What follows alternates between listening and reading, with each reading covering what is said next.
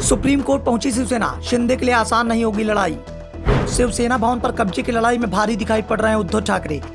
उद्धव ठाकरे की बदली रणनीति ने बढ़ा दी है एकनाथ शिंदे की चिंता।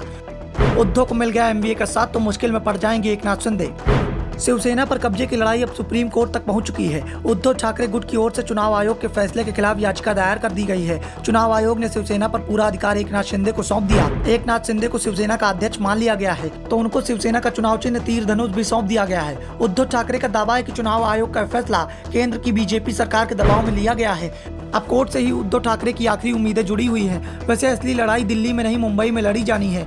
महाराष्ट्र की जनता किसके साथ है, जीत उसी की होगी। शुरुआत में जरूर एकनाथ शिंदे को बढ़त मिलती दिखाई पड़ रही है। सरकार पर तो पहले ही अपना अधिकार जमा चुके हैं। एकनाथ शिंदे राज्य के सीएम हैं। शिवसेना पर उनका अधिकार हो चुका है, यानी सत्ता और संगठन दोनों ही उनके पास है। लेकिन अभी बहुत कुछ है जो उनके पास नहीं है। राज्य में शिवसेना के करीब 300 पार्टी कार्यालय और हजारों की शाखाओं पर दोनों पक्ष अभी भी दावा ठोक रहे हैं और सबसे बड़ा दावा शिवसेना भवन को लेकर किया जा रहा है।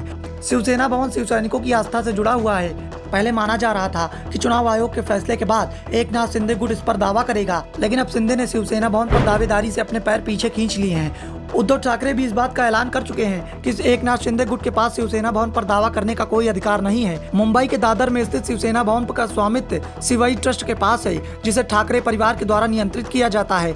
यह पार्टी के नाम नहीं है। शिवसेना बनाने के 8 साल बाद यानी 1974 में बाला साहब ठाकरे के द्वारा शिवसेना भवन की स्थापना की गई थी। शिंदे को भी इस बात का एहसास है कि शिवसेना भवन की लड़ाई अगर उद्धव ठाकरे से लड़ेंगे तो दो तरफा नुकसान हो जाएगा। सबसे पहला ये, शिवसेना भवन की लड़ाई सबूतों के अभाव में शिंदे गुट कोर्ट में हार जाएगा तो दूसरा लड़ाई का फायदा उद्धव ठाकरे को हो जाएगा। जनता की सहानुभूति उद्धव ठाकरे के साथ चली जाएगी।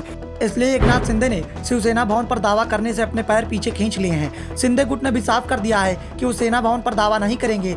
जब शिवसेना भवन और शाखाओं पर दावा करने की बात आती है तो इसमें कानूनी पेंच निकलकर सामने आते हैं। शिवसेना भवन ट्रस्ट का है, ना कि पार्टी का, इसलिए हम इस पर दावा नहीं कर पाएंगे। हालांकि शाखाएं अलग अलग लोगों के स्वामित्व में हैं। कुछ शाखाएं पार्टी के नाम पर हैं तो कुछ अन्य शिवसेना नेताओं के नाम पर। कोई भी कदम उठाने से पहले हम इन सब बातों पर विचार जरूर करेंगे, लेकिन हमारा इस पर दावा है, ये साफ है। शिंदे गुट के प्रवक्ता दीपक केसरकर ने शिवसेना भवन पर दावा ठोकने की संभावना के बारे में पूछे जाने पर साफ कर दिया कि हम किसी को परेशान नहीं करना चाहते। एकनाथ शिंदे को भी इस बात का एहसास है कि एक बार फिर जनता की नजर में उनकी शिवसेना को असली शिवसेना मान लिया जाए और उद्धव ठाकरे को सिरे से खारिज कर दिया जाए तो फिर भविष्य में शिवसेना भवन हासिल किया जा सकता है। लेकिन उसके लिए भी उद्धव ठाकरे के परिवार से मंजूरी लेनी होगी। अभी पहली लड़ाई है पार्टी के क्षेत्रीय कार्यालय और शाखाओं को लेकर है। कार्यालय तो अधिकांशतः स्थानीय नेताओं के आवास और उनकी संपत्तियों पर बने हुए हैं। ऐसे में नेताओं को अपने पाले में करके पार्टी कार्यालय को आसानी से हासिल किया जा सकता है।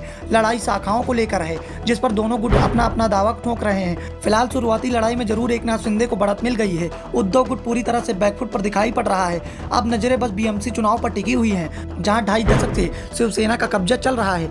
अगर बीएमसी चुनाव में उद्धव ठाकरे के गुट का प्रदर्शन कमजोर होता है तो बीएमसी चुनाव के बाद उनके पास बची कुछ ताकत भी समाप्त हो जाएगी। वो तेजी से फिसल जाएंगे और पार्टी के नेता पाला बदलकर एकनाथ शिंदे के साथ चले जाएंगे।